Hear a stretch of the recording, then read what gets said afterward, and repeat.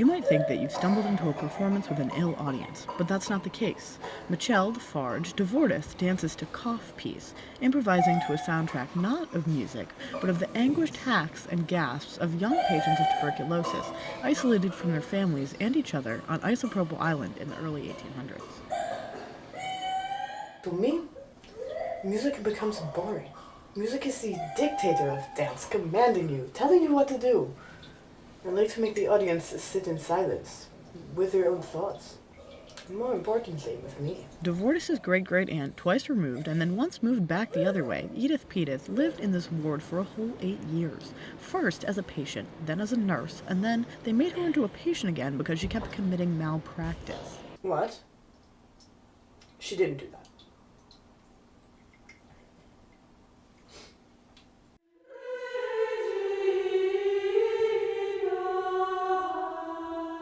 I am simply drawn to tragedy. I like to challenge myself to create work about it. Sometimes I feel frustrated. My mother, she's still alive. My father, also alive. My siblings, they are all still with us. Even all 4 of my grandparents, truly 6 of them if you count that Mimi and Wawa got divorced and remarried. My great-great-aunt, twice removed and then moved back once the other way, is someone who, for me, is dead. I feel the fact that I am still creating work like this about the grief of death is very mature of me. Despite her natural talents, starting out was not easy. Mitchelle, like many other artists, struggled to find herself within her own work. I took much inspiration from other artists. In truth, I was not always truly myself, embarrassingly. In my early years, I tried to restage Pina Bausch's The Rite of Spring, but I did not receive enough funding. One of my works that I am truly proud of, one I still perform to this day, is called the Cell Block Tango. Though I took inspiration from Jack Prison's 347, the famous performance artwork where Jack took the stage and for 3 minutes and 47 seconds he jacked off to a picture of himself. In her own piece, Mitchelle enters the space on her phone, placing herself just off-center on stage, sits down, and proceeds to watch Instagram Reels for a little over 4.5 minutes.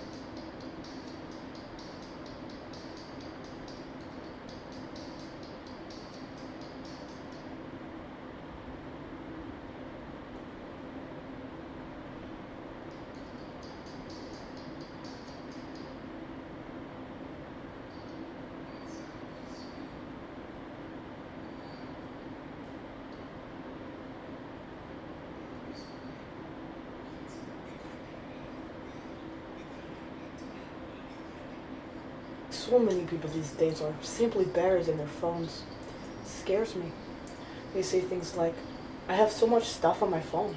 Music, apps, games, obviously, a medieval game, obviously a jesting game. I have no problem being on my phone for hours. I love my phone. I have everything on my phone. I'm always just looking at it. If I ever feel weird, I am just looking at it. They find that disgusting.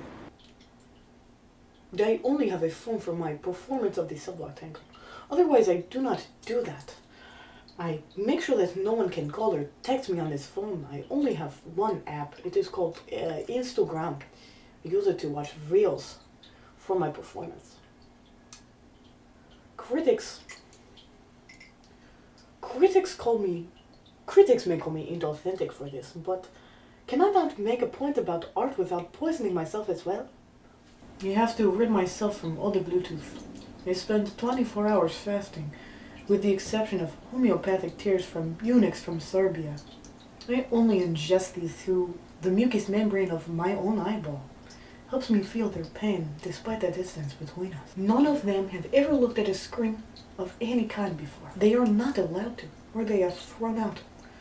I believe they are uncastrated as well. The element of risk was never one that frightened Mitchelle. Her early work was intertwined with activism, with one piece, Call Me Dog, which involved her moving through her day-to-day life on all fours. In one not dissimilar piece, Mitchelle wrapped herself in tree bark, adorned her head with branches and leaves, before attempting to light herself on fire in a public park. She was promptly arrested. Some are calling it my most risky piece of performance art yet. To me, the concept is incredibly simple. I tie a life tattoo onto a beam above the stage. I ensure it is on and swinging before I place a blindfold over my own eyes.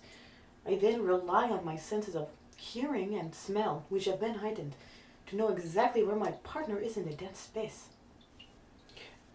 Of course I haven't done it yet, but I have been practicing.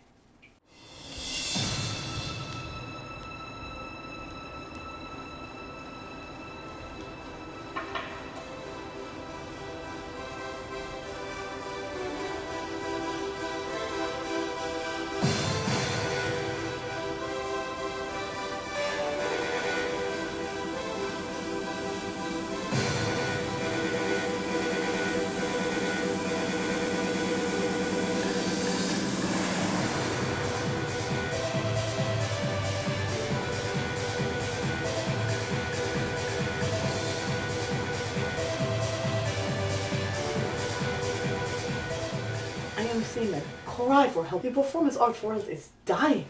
No one is taking real risks anymore. There are no art galleries left in New York where an artist can even light themselves on fire anymore. They all burned down. It is very sad. Many say, and well, I cannot disagree, that I am the greatest performance artist who has ever lived.